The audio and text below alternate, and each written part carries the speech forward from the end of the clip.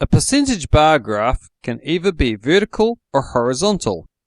Like a pie graph, they are useful for showing proportions.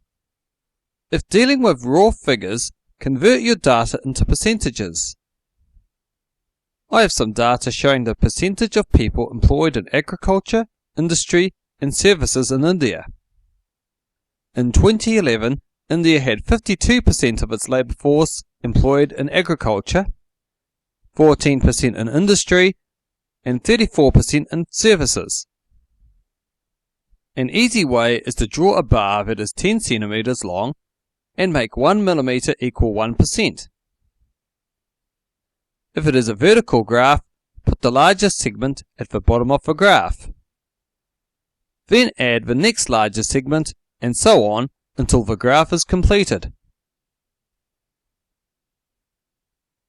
If it is a horizontal graph, put the largest segment on the left-hand side.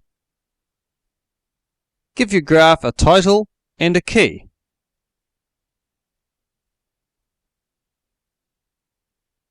Here is our completed graph.